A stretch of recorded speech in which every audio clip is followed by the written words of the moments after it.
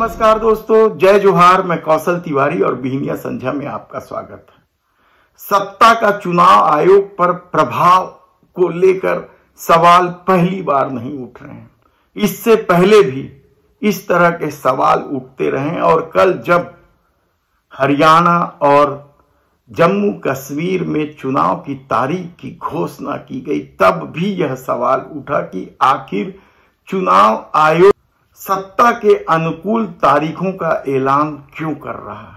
यह सवाल इसलिए उठ रहा है क्योंकि अब तक हरियाणा और महाराष्ट्र इन दो राज्यों में एक साथ तारीखों की घोषणा होते रही है, लेकिन इस बार महाराष्ट्र में विधानसभा चुनाव के तारीखों की घोषणा नहीं की गई, जबकि दोनों ही राज्यों में सरकार गठन का समय नवंबर महीने में दोनों ही राज्यों में सरकार गठन होनी है और दोनों ही राज्यों में बीजेपी की सरकार है, कहा जाए तो गलत नहीं होगा। तब ऐसी क्या दिक्कत चुनाव आयोग को आ गई थी कि हरियाणा की घोषणा की गई और महाराष्ट्र को छोड़ दिया गया।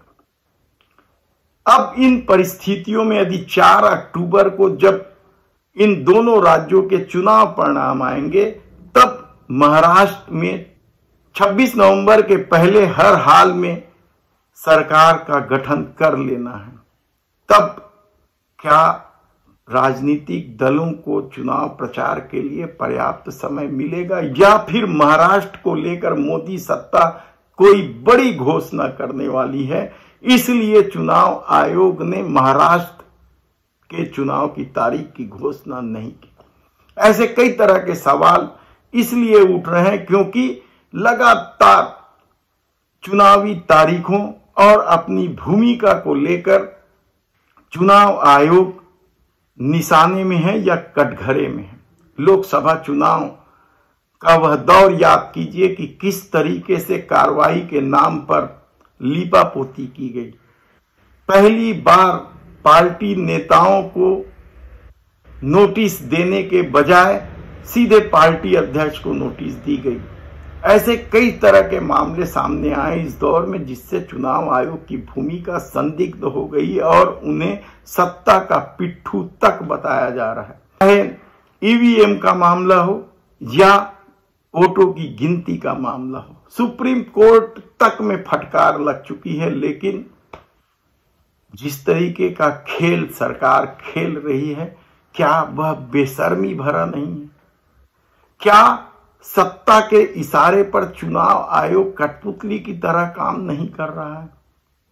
याद कीजिए आप, देश के प्रधानमंत्री नरेंद्र मोदी एक राष्ट्र एक चुनाव को लेकर लाल किले की प्राचीर से घोषणा करते हैं, लेकिन यदि इस साल के अंत तक होने वाले 4 राज्यों के चुनाव यदि एक साथ नहीं हो रहे हैं, तब एक राष्ट्र एक चुनाव का क्या मतलब है? क्या यह सिर्फ राजनीतिक फायदे के लिए कहे जाते हैं? जम्मू कश्मीर में चुनाव 10 साल बाद होने हैं। धारा 370 हटाने के बाद जो स्थितियां निर्मित हुई थी, लगातार वहां के लोग विधानसभा चुनाव की मांग कर रहे थे और मामला सुप्रीम कोर्ट जा पहुंचा था। सुप्रीम कोर्ट ने डेडलाइन जारी कर दिया था कि हर हाल में सितंबर में चुनाव करा लिए, और सुप्रीम कोर्ट के उस आदेश को देखते हुए चुनाव आयोग ने सितंबर में चुनाव कराने की घोषणा कर दी। यहां 3 चरणों में चुनाव होने हैं। हरियाणा में 1 अक्टूबर को चुनाव है, वह एक ही चरण में होगा सभी सीटों पर।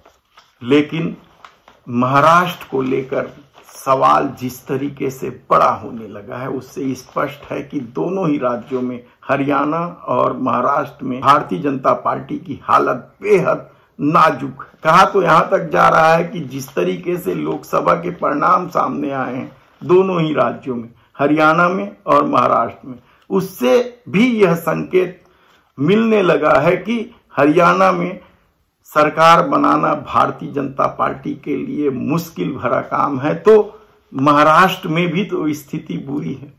वहां शिंदे और अजित पवार को साधने के चक्कर में जिस तरीके से सत्ता बनाई है और जिस तरीके से महाराष्ट्र की परियोजनाओं को गुजरात में शिफ्ट करने का आरोप लगा है, उससे भारतीय जनता पार्टी की स्थिति और नाजुक हो गई है। जबकि दूसरी तरफ इंडिया गठबंधन ने जिस तरीके से सीटों का तालमेल और नेतृत्व जैसे मामले को आसानी से सुलझा दिया है, उससे भारतीय जनता पार्टी की दिक्कत और बढ़ गई है। तब सवाल यह है कि क्या सिर्फ महाराष्ट्र को साधने के लिए हरियाणा के साथ विधानसभा चुनाव की तारीखों की घोषणा नहीं की गई है? धन्यवाद।